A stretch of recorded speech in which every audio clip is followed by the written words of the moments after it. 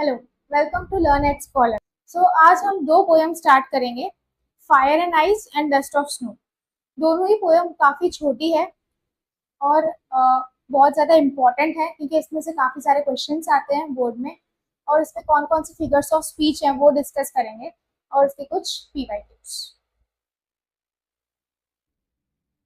सो हमारी first poem है dust of snow. ये जो पोएम है इसमें नेगेटिव चीज़ों के बारे में बताया है। इसमें दो चीज़ों के बारे में बताया है, एक क्रो और दूसरा हैमलॉक ट्री जो पॉइजनस होता है, बट उसका जो इम्पैक्ट है वो पॉजिटिव है। अब कैसे पॉजिटिव इम्पैक्ट है वो हम पोएम में देखते हैं। तो ये जो पोएम है वो लिखी गई है रॉबर्ट फ्रॉस्ट के द्वारा। तो रॉबर्ट फ्रॉस्ट जो है he is a nature lover और नेचर के रिलेटेड काफ़ी सारे पोएम्स लिखते हैं। तो जब भी कोई पोएट पोएम लिखता है तो उनके जो वर्ड्स रहते हैं उनके वर्ड्स के पीछे की फीलिंग्स एकदम डिफरेंट रहती है। उनके वर्ड्स थोड़े अलग रहते हैं, उनकी फीलिंग थोड़ी अलग रहती है। तो आपको ये एकदम अच्छे से समझनी पड़ेगी पोएम, एकदम उसकी फीलिंग आप तक पहुंचनी चाहिए, क्या पोएट बताना चाह रहे हैं अपने वर्ड्स के थ्रू। तो देखते हैं। The way a crow shook down on me the dust of snow from a hemlock tree।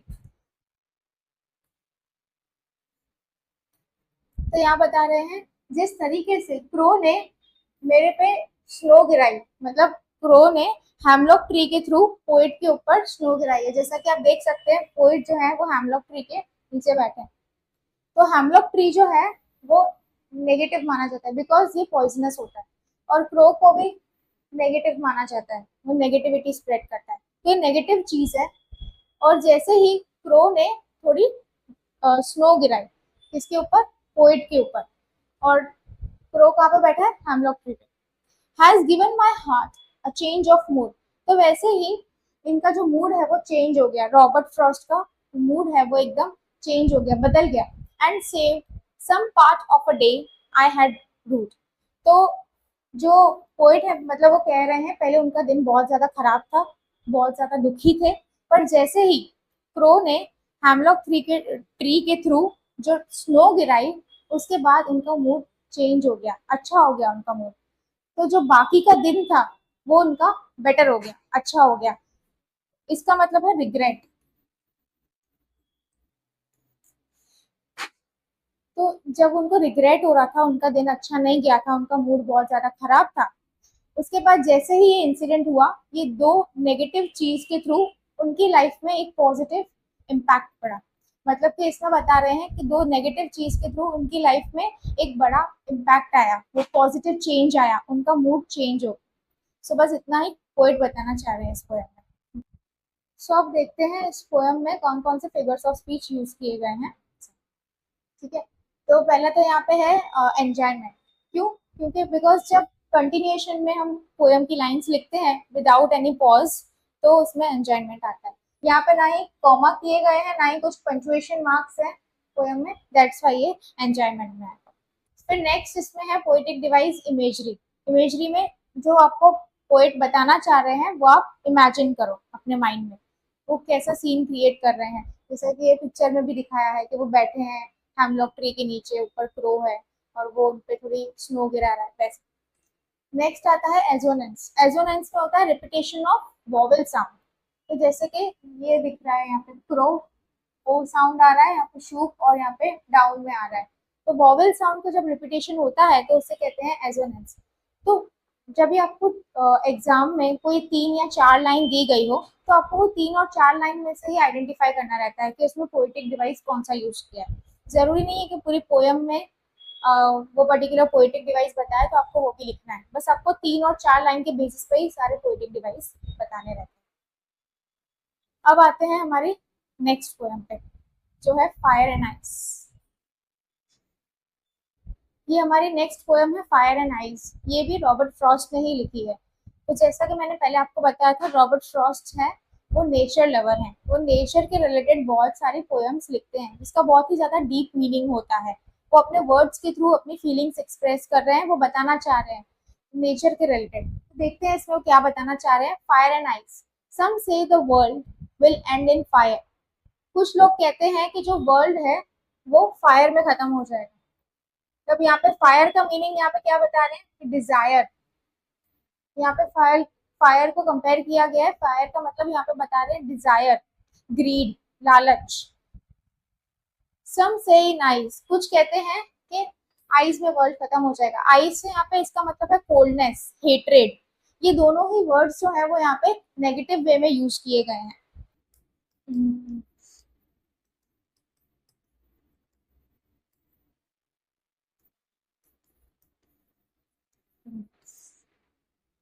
और फायर के थ्रू यहाँ पे बता रहे हैं डिजायर।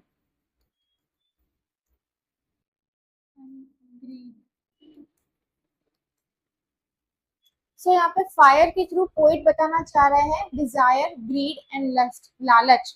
जो डिजायर मतलब किसको पाने की एकदम स्ट्रॉन्ग फीलिंग।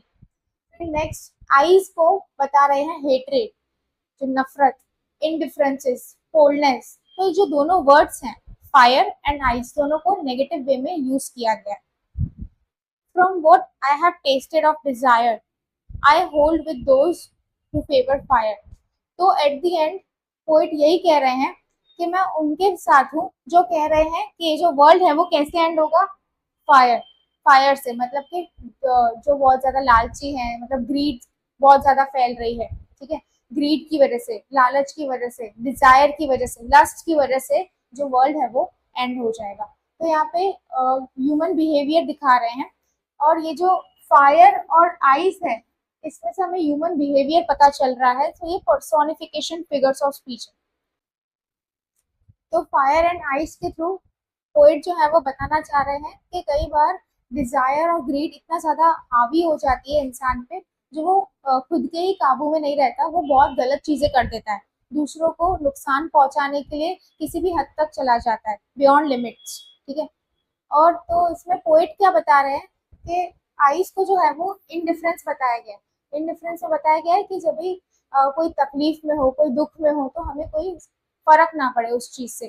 तो दुनिया ऐसे भी खत्म हो सकती है कि जब इनडिफरेंस और नफरत बहुत ज्यादा बढ़ जाए, इनडिफरेंस हो जाए, लोगों को फर्क ही ना पड़े, दूसरे सामने वाला तकलीफ में है या बहुत दुख में है, बहुत दुख झेल रहा है। या फिर दुनिया ऐसे भी खत्म हो सकती है द फायर, बहुत ज्यादा लालच से, जब बहुत ज्यादा इंसान पे कई चीज इतनी ज्यादा हावी हो जाए कि उसके कंट्रोल में कुछ चीज ना रहे और वो दूसरों को हार्म करने के लिए किसी भी हद तक चला जाए। तो यहाँ पे पोइट कह रहे हैं कि अपने फीलिंग्स को थोड़ा कंट्रोल में भी रखना चाहिए, ठीक है, वरना ये जो दुनिया है वो खत्म हो जाएगी।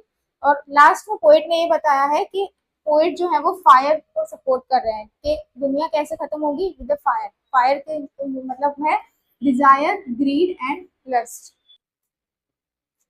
सो यहाँ पे पोइट कह रहे हैं but if it had to perish twice, अगर दो बार खत्म करना है, पैरिश मतलब डिस्ट्रॉय, ट्वाइस मतलब होता है two times. So I think I know enough of hate to say that for destruction ice. तो एक बार तो वो फायर से खत्म होगा, पूरा वर्ल्ड जो है वो एंड होगा फायर से।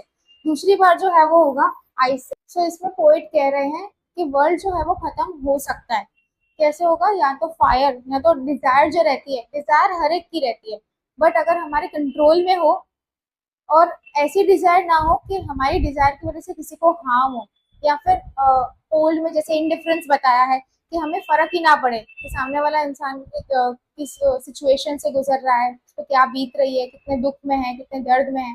तो यहाँ पे हमसे पोइट कह रहे हैं कि अपनी डिजायर को कंट्रोल में रखो और नेगेटिव थॉट्स को दूर रखो और उसे मतलब हम पे हावी ना होने दो। कई बार डिजायर जो रहती है वो बियॉन्ड लिमिट चली जाती है, बेहद हो जाती है, जिस वजह से हम बहुत ज्यादा डिस्ट्रक्शन कर लेते हैं, खुद को सेटिस्फाई करने के लिए बहुत लोगों को हार्म पहुंचाते हैं। तो वो पोएट कह रहे हैं ऐसा मत करो, वरना ये वर्ल्ड जो है वो खत्म हो सकता है, या तो फायर से या तो कोल से। लास्ट में वो कह रहे हैं is also great and would suffice. Suffice में यहाँ पे वो कह रहे हैं कि इनफ एंड वुड इनफ, ये इतना, अगर दो बार यहाँ पे बताया गया, अगर दो बार वर्ल्ड को खत्म होना है तो एक बार फायर से होगा और सेकेंड टाइम जो है वो आइस से होगा। सो यहाँ पे लास्ट में पोइट ने ये कह के खत्म किया है कि वर्ल्ड जो है वो खत्म हो सकता है अगर हमने नेगेटिव फीलिंग जो है अगर हम पे हावी हो गई, तब जाके ये वर्ल्ड खत्म हो सकता है। तो हमको नेगेटिव फीलिंग जो है हम पे हावी नहीं होने देनी है, डिजायर जो है वो लिमिट में रखनी है, अपनी फीलिंग्स को कंट्रोल में रखना है, नफरत ना करके प्यार फैलाना है, ठीक है। और काइंडनेस, ह्यूमैनिटी को जिंदा रखना है। तो अल्टीमेटली पोएट यही कहना चाह रहे हैं इस पोएम में।